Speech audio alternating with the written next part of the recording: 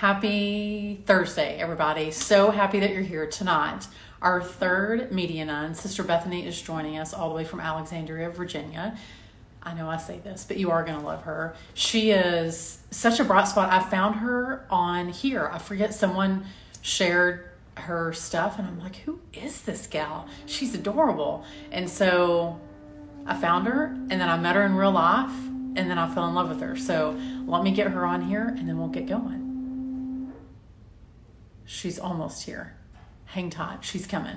All right. So if you are new here and you've never done a whole sister thing, tell me where you're from. And remember, if you have any questions, you can leave those in the comments. I do my best to read those, but sometimes it's hard to read those and also listen to the sister. So I do my best. So just hang with me, okay? So, hey everybody. So if you're just joining us, tell us where you're from, what parish or what city. And then as soon as Sister Bethany shows up, we will get going.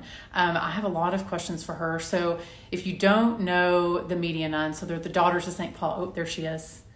All right. I'll let her tell you.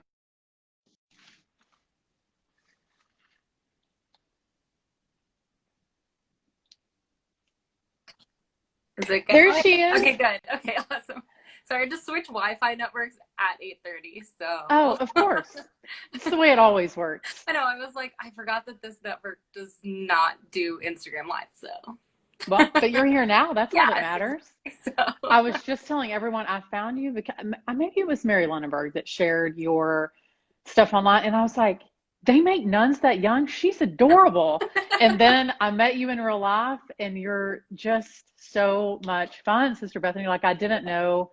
Remember, convert here. Like, I thought only nuns were like Sister Act age or above. Like, I'm thinking like 60s or above, which there are beautiful nuns who are 60s and above, but y'all start out young, and I had never seen a young nun before. And that was something that, like, when I was a teenager, like, I mean, I grew up kind of in a rural part of Maryland. And so we didn't have, I mean, I only knew like one priest, our parish priest that we've had from the time I could remember. And so like, I knew like nuns were a thing in like the ancient of days. So like, I knew like sage, I thought nuns were like extinct. Like I didn't know they were still around until I was like 13 when a nun showed up at our parish. And I was like, what is she? Like, sorry, who are you? We haven't met. Why is she not dead? They're supposed to be from like 3,000 years ago. Like, I did the same thing. We went to a retreat, and I remember grabbing my husband's arm, and I said, they still make those? And he was like, what? Like they were in their 20s and 30s. And I loved it. I love seeing your youth, because I think it reminds us that that God calls people from all different ages and whatever vocations that they're in. But young, vibrant, beautiful women are called to the sisterhood. And I love seeing y'all because it's a good reminder to me to be a good mom to my girls so that they can see your joy. So I love it. I absolutely love it. So where in Maryland did you grow up? I grew up near Frederick. So I know exactly where that is. Oh, good. Okay. Yes, I do. All right. Near so Frederick, yeah. Did you know the Daughters of St. Paul when you were in Maryland? Are those the sisters that you saw, or are they completely different, a different order? So no, the first religious sisters I ever saw were Little Sisters of the Poor, and they came out from Baltimore. So it was about maybe 45-minute trek for them. They came over and presented to, I was in 8th grade at the time, and presented to a class that like this mom had gotten together. And so yeah, the Little Sisters of the Poor were first, and then I think we had some Nashville Dominicans coming from Catonsville, and I forget what else. The Daughters of St. Paul didn't show up in any scenario of my life until I sought them out. And then so what was it that made you seek them out? Like you see all these beautiful sisters and then you were gravitated towards them. I want to know why. Yeah, so it was actually because I had seen I don't know if you're familiar with the CMSWR. It's like the Council of Major Women Superior Religious something. Anyway, it's a big organization that a lot of nuns belong to. But at the so it was kind of like this, I said it was like a class that this mom had gathered of 8th graders. She gave us all a little booklet brochure. It was more like a booklet than a brochure. And it had 50 active women's religious orders in it. Wow. And I was kind of flipping through because I was like, so a little bit of backstory so you actually understand why I pursued it was like, because the sisters that I had seen in real life, the Little Sisters of the Poor, the Nashville Dominicans, the forget what, Daughters of Charity from Emmitsburg came down. Yep. The thing that all of these sisters had in common was this like joy, this deep joy and this deep happiness and this great desire to be, to like give their lives to Jesus and a great desire to be with us. And I don't know what it is about 8th graders, but we have like, this authenticity radar. Like you can tell when somebody's being yes, and when they're not. Like I have another word for it. It's their BS meter. They can sniff you out. It's okay. Yes. Let me do that. You be a sister. I'll be the mom. But yes, I've got a 13-year-old. I know how that works. Yeah. But yes, they can sniff you out. Exactly. They know when you're being real and when you're not, and when that joy is plastered on your face and when it's coming from within. And so, yeah. And so like in 8th grade, I was like, these ladies have something that I haven't seen in a lot of other adults in my life. And I was like, there might be something to this Jesus thing. Maybe. Like, I'm not opposed. You know, I was like, whatever they've got going on, I want that too. And if it's looking to see, like, if this is a Jesus thing, then excellent. Like, I'm just going to go see what's up. So we were given that booklet, and I was flipping through it. And it was like nuns of like, or pictures of like, it was like a picture and a paragraph. So it was like, it's like a college guide. Like, here is this order with. Okay. Yeah. So it was like a lot of like sisters walking through the woods with rosaries, which we like hardly ever do except on retreat. But like and four brochures. Exactly. Or like the little sisters were like pushing an elderly person in a wheelchair, or like the Sisters of Divine Providence were working with the mentally disabled. So like it was like the sisters doing their mission, or they were like posed community pictures, or they're very nice. And I'm flipping through and I'm like marking ones. I'm like, this is pretty. I like what they're wearing. That's a very aesthetically pleasing picture. That's such a girl thing. I like their outfits. I studied graphic design in college too. So like from a young age, I was like, I know that.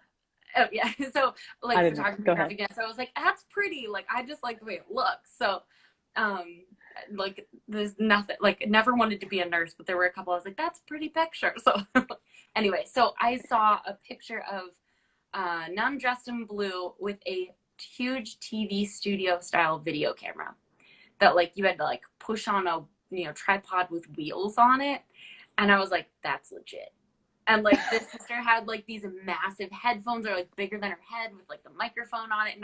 And she was like working. Like you could tell this wasn't like it was like a candid shot more than like a posed picture. And I was like, that's something I could get into. Like, that's cool.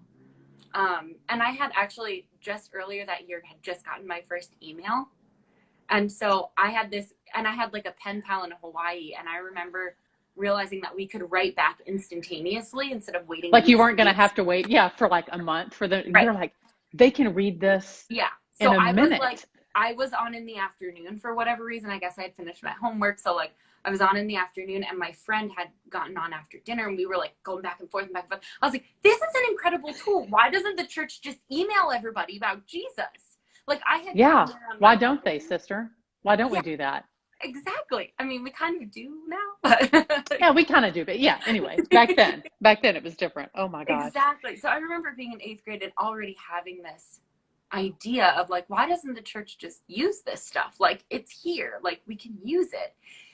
And then when I heard about the Daughters of St. Paul and I saw that huge TV style video camera and I was like, oh, there are nuns doing this already. Like, brilliant. Like, great minds think alike. And it's beautiful how you see a need in the church and how different orders fulfill that need in a unique way. And y'all do it. I have bragged about y'all for a long time, but y'all do it very well. But I love it. As a graphic design person, that must have been like, you thought maybe you were going to have to give that up, but then you join the order and you don't. It's a beautiful marriage of something that you love and with a guy that you love. Like, that's really cool. Yeah, which is really neat. And actually, I had looked into graphic design, not only because I felt like I had like gifts and talents in it and I had an interest in it, but also because at that point I had known the sisters and I volunteered with the sisters all through high school. Because like I said, when I first kind of got to know sisters in general, I was in 8th grade. So when I discovered the Daughters of St. Paul, I started volunteering and going to retreats in high school. So actually, by the time I started college, I I had already kind of like discovered that like, oh, this is something that maybe would be beneficial if in case I enter the Daughters of St. Paul. So when you say volunteer with them, were you volunteering at the bookstores with them? Yeah. So I used to work, yeah. So like the sisters would literally give me like stacks of books and like a bunch of barcodes, and they'd be like, have fun. So do y'all But it still was, do that? Can young women still intern with y'all?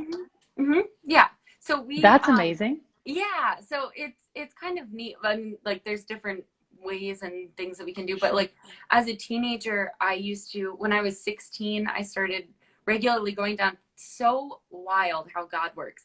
I used to come to this store where I am stationed right now. Like, Kathryn, I could be stationed anywhere in the world. We're missionaries. But I'm stationed here in Alexandria. Like, God saw it fit that I would be stationed in the place where I did a bulk of my discernment. And so, like, I used to volunteer at the sisters. I would come down. I would put stickers on the back of books. I would help clean. I would help organize. I would sometimes, our sisters often will take books out to, when it's not COVID, out to parishes and schools, and just meet people in the parishes and schools and give talks or be present at events. And so sometimes as a 17-year-old, 16-year-old, I would go with a sister and accompany her to like an event or a parish and just help carry boxes, because I was a farm girl and I could carry boxes like the best of them. So yeah. Well, that's awesome. Like you're going to be like, Mom, I have this after school job and it's with sisters. I'd be like, yeah, that's fine. I don't know what you're doing, but that sounds great. Do that. Well, Yes. the best part is that the nuns are like, my parents live probably an hour and 20 minutes, hour and a half from here. So I would stay the weekend. So I would just leave on a Friday and be like, bye, Mom, I'm going to go hang out with the nuns. She's like, At the convent. probably like, you're Right. super weird. Bye. Like, what 17-year-old spends the weekend with nuns? Like, One that fell in love with their joy for sure. So I know y'all have bookstores really kind of all over the country. So how does the order decide who goes where and for how long? your guess is as good as mine. Am I talking to the wrong person? Yeah, right. Where do you want to go I'm at next? the bottom of the totem pole, Kathryn. I feel the same way, sister. No, really, it is. It's really like, where is there a need? We have locations all over the United States, all over the world. Typically, we do stay within our province. So the province that I belong to is the United States and English-speaking Canada, which is all of Canada except for Quebec. So I was actually going to ask you that. That was going to be my next question. I know when I talked to Sister Teresa or Sister Tracy, I had no idea that y'all had sisters like in India and their habits looked a little bit different. But it didn't dawn on me that they could they send you to another province? theoretically, yes. Yeah. Generally you stay in your province, but yes, it's definitely a possibility. You know, when you sign up and you sign on the dotted line that we're a missionary congregation. We're like St. Paul, and Paul traveled the world. So, yeah, he was a little bit of a traveler. A little Yeah. bit of a traveler, a little bit of an evangelist. So y'all are doing good stuff. So how is it working right now, like in the bookstore? Are people able to come into the bookstore now in Virginia, or are y'all like still closed? Yeah, so here in Virginia, we're doing limited hours. So we're open 10 to 4. And then we're doing curbside and mail orders from 4 to 5 so we can clean the book center. So we have so people can order from you no matter where they live if they want to do that? Yeah. Oh, So we have a web store. Yeah, which is paulinestore.org. But you can order online, and that goes through our web store in Boston, or you can call the book center that's nearest to you. So if you look up, Pauline, I think it's pauline.com. I should really know if it's .com or .org, but that's okay. We all Christian Google. Daughters of St. Paul. Like, we all Google. You'll find it will be the top hit. So how does that work? So like most sisters have, well, I shouldn't say most. Some orders have like an order Instagram page or an order Facebook page or whatever. But I know that several of y'all as media nuns have like your own individual account. So how does that work? I'm curious because I know some orders really protect social media time, but y'all are in the world. And so I'm curious how that works and then how you balance the need to be present online, but the more important need to be present to your community and your sisters. So how do y'all do that? Yeah, so it's actually, I'll be 100% honest with you. I was actually talking with Sister Magdalena, who just commented earlier this evening about using social media as a sister, because our community, we do have Daughters of St. Paul, like vocation or like I don't know, like a page for the order, like on Right, each right, right, social media platform. So it's like right. we have, you know, an Instagram account and a TikTok account and a Twitter account and a Facebook account. Like that is our general sense. I'm not 100% sure on our discernment as to why we did from pretty much from the beginning allow sisters to have individual social media. But I can take a pretty good guess at the fact that like truly like we believe that Christ lives in each of us. Like St. Paul writes, like Christ lives in me, right? It's like that's our final goal, is like that Christ may live in me. And like I give Jesus unlike how you give Jesus, or unlike how like Sister Tracy might give Jesus, or like how Sister Magdalena might give. It's all the same Jesus, but Christ does live in us, and all uniquely. And so it's like we get to give our own voice to our prayer and to our, you know, our life together. And so that's one thing. So we did discern to have, and it's an ongoing discernment as to like, Sure. yeah, what we're using. But I mean, and y'all aren't monochromatic. It's not like when I look at your social media account, or I look at Sister Andrew's or Sister Tracy's, that I'm like, oh, I wonder which sister this is, except for Sister Magdalena and Sister Maria Kim, which I got confused. But that's another story. I got the two of them swapped. But I mean, but y'all are all so unique. I mean, I definitely see the joy and I definitely see Jesus, but I also see like your individual gifts and talents. So if someone does follow you, you're not going to get them mixed up unless you're me, and it's fine. I'm figuring it out. But you know what I mean. She forgets it. Yeah, it's okay. No, but that was something that we constantly have to be evaluating and honestly calling each other out on, as to like when are we using our social media? How much of our life is private and how much of it is online? When are we using social media in our day? How long are we using it? How much of that is your apostolate time? So really looking at like, we make a conscious decision that like, we do not use our phones at the table. We don't social media stuff at the table. Like for a while, it was like, if it was like somebody's birthday or something, I'd be like, let's Instagram it. But like, I would say 80% of the time, I don't anymore, because that's our time together as community.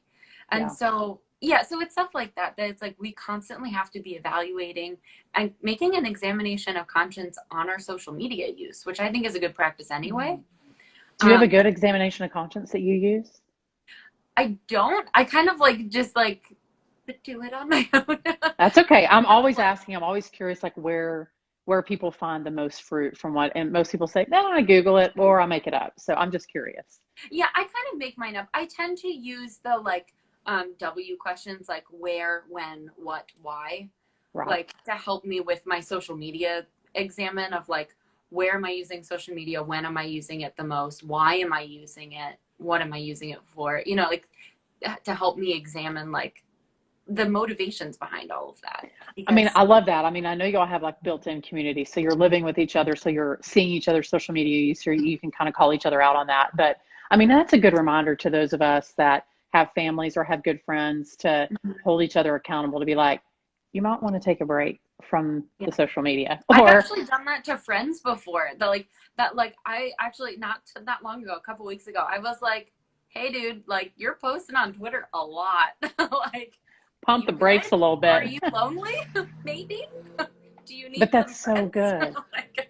But that's so I mean, good I that you do that. A little kinder and gentler than that. But like it is like a good practice to be able to like call each other out on being like, hey, are you okay? Like I'm noticing you're incessantly posting on stuff, or like yes. Yeah. And then we should be doing that whether we live in the convent or not. Like we really should be reaching out to the people that we love and saying, something's not good. How you doing? And I mean, and I think it's a reminder too that that there's a balance that you got to strike between that. I mean, I think you do a really beautiful job. The one thing that I love about you, Sister Bethany, is you give us just little glimpses of like what life is like in the convent. And it's not perfect. It's kind of like my house, not perfect, but you know, you share enough bits and pieces that I think if I was a young woman who was eligible to enter the convent, that I would look at that and think, they're kind of like me. And then as a mom, I look at that and think, what a beautiful place for my daughter to live out her vocation, in a place like that. And I know every convent has their own personality or their own dynamic, but that joy is undeniable. And I love how you share that. I mean, so some people may not know how successful you are at this. You'll have to tell everyone about Lammy that you do for Easter. He He's kind of popular. Lammy's I guess kind I of call him popular. he. Yeah. Okay, he's kind of popular. You'll have to tell everybody about him. Literally, like in March and April, like March, I start getting like the beginning of Lent. People start messaging me, "Are we doing Lammy this year? Are you doing Lammy this year?" I'm like, "Yes, don't worry." He's happening. Yeah, Holy Saturday. It's always Holy Saturday. Yeah, so like every year I started doing this thing, I guess in Chicago, and actually I started doing it because I felt a little lonely and because I felt a little like disconnected from a lot of people that I loved. We were a small community and it had been kind of hard because it's so dark and gray in Chicago. I was just kind of feeling it at the moment. And it was like at the end of the winter and I was like, I just need to share this with somebody. So I was like, I think I Snapchatted it the first time. Oh, nice. So I was like, I'm going to Snapchat this whole lamb baking experience. So for those of you who don't know, I think it's Italian. Now I'm going to get it wrong. It's either Italian or Polish. But it's this cake that it's in Europe. Just say it's in Europe. Yeah, it's European. Tradition. Thank you, Kathryn, for bailing me out. Anytime. So yeah, it's like a 3D cake. It's like a lamb mold. It's a cake. So it sits up, and you decorate it, and it's a lamb, and it's for Easter to represent the Lamb of God who was slain, resurrected. Anyway, so our congregation is Italian. We were founded in Italy, so That's right. Our community makes lamb cakes every year. I am not Italian by any means, but I love to bake. So. Oh, Mary tells us it's Polish. Okay. Yeah, I was like, all right, we're good. Thanks, Mary. Thanks, Mary. I trust Mary on this. Yes. Hi, Mary. I miss you. Yes, and also Mary is correct. So my first year that I did the lamb cake, I did not use a pound cake because Mary is telling me use a pound cake, which I discovered the second year. Because the first year I just used a box mix because I don't know why, but it fell apart. But it made for great Insta story material. So thank you for that. Funny. So funny. So then everybody was like, this is hilarious. So the next year I did it again and I think I had another fail and it was also just so funny. So like every year I've been getting better and better at it. And it's so much fun to like share the day with people. It takes me 3 times as long as it should because I'm just Instagramming everything. But it's so fun. Yes. And so, like, I've done other things. Like, I did, like, gnocchi one night, and I Instagrammed it. And, like, I've done a couple of other baking things. I just don't. You should do like a cookbook because you're always cooking great things. And I think, can she share the recipe? Because that looks really good. Because the thing about you is that you're cooking for an army. And I'm like, hey, me too. I bet I can use that at my house. But I love because we're all rooting you on. Yeah. We're like, we want the cake to be beautiful. We want it to be a celebration on Easter Saturday. We're like, she did it. So fun. Oh man, you should screenshot those. Those are good. So let's talk about TikTok for a second because TikTok is an interesting app. I watch TikTok from my kids' phones. Like I'm like, oh, who's dance? They keep trying to recruit me to do a dance. I'm like, you can watch TikToks without signing up for it, Kathryn. Just so you know. That's what I do. Download the app and good luck with the rest of your free time. Yeah. So I've decided. Just as a suggestion, you may not want to get on that or your kids need to eat dinner. But so the other day you posted like a dance that finally sisters could do. And my girls came running down the stairs and they were like, Mom, look, you can do a dance too as Sister Bethany can. So I was like, I just wanted to personally thank you for that. So now you may have sucked me into the world of TikTok.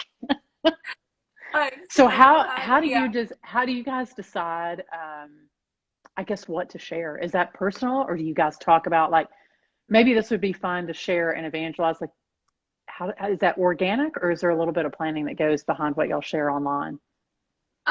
Most on personal pages, it's organic. Like I never plan my content. Like, are you kidding? I don't have that. Who has time for that? For my full-time apostolate, maybe I would. If not, I'm just sharing my life as I go. And sometimes I'm not because I'm not in the space to do it. So, like even recently, I actually just like the last month or so, I really haven't posted all that much just because I just needed to post because felt like I was posting for the sake of posting instead of like posting something that was really on my heart or something I really wanted to share. And I was like, just gonna not post for a while. But Yeah. in general, our personal pages are kind of up to our personal discretion. And yeah, so a sister kind of discerns that on her own. Our general pages for the publishing house, which is Pauline Books and Media, and our Daughters of St. Paul page, both on Instagram and Twitter and Facebook, they're a little bit more planned out. Sometimes we'll have sisters take over or something happens spontaneously, we'll just do it. But our posts are a little bit more scheduled and thought out and planned. So, well, one thing that I do love about your particular order right there in Alexandria is that y'all, and I've been to the one in Charleston too, but where you live is just above the bookstore. And so I know when I was there, you're like, hey, you want to go up to the chapel? I was like, what? You have Jesus? I mean, like, I know Jesus is here, but like you have him here. And I was fascinated. I mean, it was so, because it was sort of hustle bustle on the first floor. And then I roll up and I also felt like, do I need a key card? Because I feel like I'm like in a, Kathryn. This is true. So I went into the chapel and it was so quiet, like it was so calm. And I just kept thinking, what a gift that must be with the hustle and bustle normally that's going on in downtown Alexandria, to have that space to like disconnect and to be there. So how much of your day do you spend like in silence or in meditation or in quiet? I know the bookstore is part of your ministry and your apostle, but where do you find that silence? Yeah, so our well, two things. The first thing, when you were talking about how excited you were about like that we had a chapel, I was at a school one time and this little kid was asking about what our house looked like, and I told him, really, that we have a chapel in our house. So like at church, you have the golden box that Jesus lives in at your church. We have one of those in our house. And he goes, are you telling me that Jesus lives in your house? He was like 5 and I was like, yep. And he's Yes. like, that's amazing. Like he was just so I was like, I should really think about our chapel that way. You're like, maybe I need to re-up my enthusiasm for the gold box in our house. Yeah, right. But 5-year-olds are the best, because my 5-year-old asked me, Mom, do they have ears? Do nuns have ears? Because she can't. I know, we just see just a little bit, but I just get an earlobe. That's all I have left. That's all you get. Yeah. You go to the convent, you just get to keep your earlobe. Yeah. Okay, so sorry, go ahead. No, it's okay. What I was gonna say though was about our prayer life was I don't know if Sister Andrew or Sister Tracy mentioned this, but our founder really founded us to be focused on the Eucharist and the Word. So he really wanted to root us in the Eucharist and the Word of God. So he gave us an hour of adoration that we called the visit, because we're visiting with our beloved. We're visiting with Jesus. So we pray an hour of adoration every day. Often it's on our own because we do have to run the book center. Some of us are going to school. Some of us are doing other apostolates. So often it's on our own. On Sundays, we usually pray it together. So we have an hour of adoration every day. We do a half-hour meditation on the gospel of the day. So we just pray in silence with the word of God for the gospel of the day. We spend another half hour in prayer, also usually in chapel, which we so originally called the half hour. Practical. Yeah, exactly. And then we do like morning and evening prayer together in chapel, and either from the Liturgy of the Hours or from our Pauline prayer book. It's a collection of prayers our founder wrote. And then Mass, of course. So yes, we spend, I would say collectively, that's like 3-ish hours in chapel every day. So wow, 3 hours. I was but like, what it's do like I all spend? broken up throughout the day. But the I was way like, that I spend 3 hours yelling yelling at my kids, but I'm not or asking them to pray. All at once. Oh gosh, no, I spaced that out all day. Okay, great. But that was something that actually, like, when I first like realized that the sisters prayed like 3 hours a day, I was like, I'm never going to be a nun. That sounds insane. Like, I was like, I can't sit still for 3 hours. I'm going to die. Like, I think that's what most of us think, but that's interesting. I mean, because everyone always tells us you should spend X amount of time every day praying. And I always think, where am I going to find that time? So thank you for telling us that while you do have specific, 30-minute, a half hour or whatever like, that you spend. I would suggest like not breaking it up into 1-minute chunks, your prayer time, but not as effective. But but I mean, it doesn't have to be a 3-hour stretch. At least stretch. a solid 5 to 10 minutes at a time, But for us, it's like, it's usually broken up into like half-hour chunks is about what ours is, and then our visit is 1 hour. But the thing is that like what I realized was if I were married, I would probably be checking in with my husband. I would see him at the beginning of the day. I might send him a text around lunchtime, maybe a text on his way home or lunch or afternoon break or whatever, and then I would see him when he got home. So it's kind of like the same thing. It's like we just keep checking in with Jesus throughout the day because he's our spouse, he's our beloved. So it's like, so he gets to check in with us and we get to check in with him. And so sometimes even when I'm like running down that stairwell, like Jenny would like, hi honey, and then like keep going. Because it's like, because that's what I would be doing too if I were married, you know? And yeah. So. That's a really beautiful way to think about checking in with Jesus. Not as like an obligation, but like I'm so like the cue at our house is when I hear the garage door go up, like the kids all race to the door. Dad's home, you know, like they all run. And I think, how would that change how we view going to church or visiting the chapel? Yeah. Ooh, that's good. I'm so glad I had you. That's good stuff. So, so we have to talk about convent life just a little bit. Okay. So, and I'm looking at our time and I'm like, oh, I just don't have enough time. Okay. So I'm curious, how do you resolve conflict in the convent? Like, because I lived in a sorority house. And I'm thinking that maybe it was a little different in the sorority house than it is in the convent. But I mean, you've got a bunch of women together who are all different, and then you have a conflict. How do y'all sort through that? I'm curious. We'll take off our shoe and we chuck it at the other end. This is not how we do it. That's okay. That's okay. No, often. Can you hear that? There's like the loudest car outside my window. It's okay. You're like, good. My kids are screaming outside, so we're balancing each other out. It's fine. So it happens when you live in the city. No, but like resolving conflict, honestly, because we don't get to choose who we live with. Like when you say yes to a community, you say yes to living with possibly 140 different sisters in our province. And so any makeup of that is going to change how you deal with conflict in community. So like, for example, our community tends to talk it out in the moment. Our community, if something happens, often you'll just go approach that particular sister and be like, hey, like I noticed this, like we'll talk it out.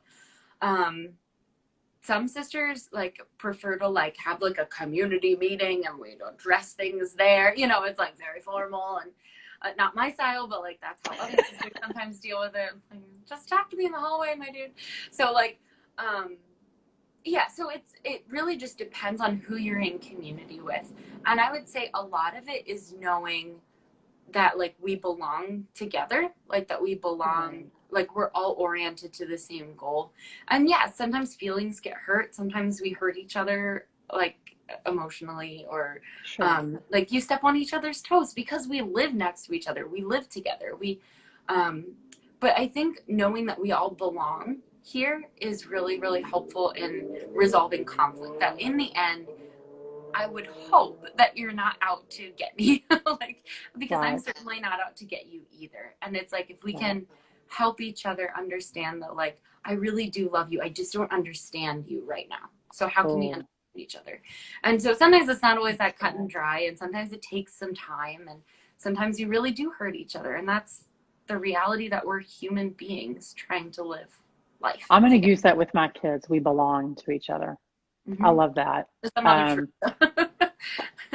Yeah, sometimes I'd like to put them up for sale, but most of the time I'm like, you know, I didn't get to choose them either. I mean, I did choose to bring them into existence, but I did not get to choose that particular personality.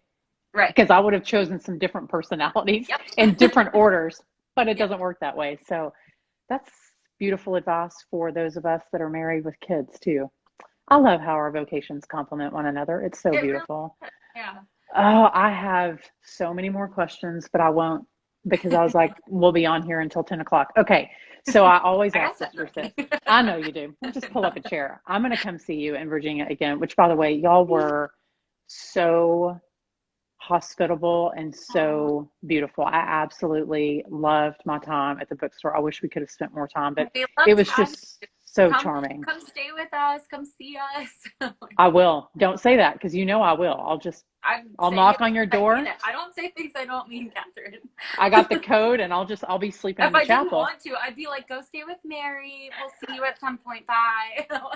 Stop by when you can. Maybe if the store is open. I'm sending her off to you. So I ask every sister this at the end, but what's one way that we can specifically pray for you, Sister Bethany?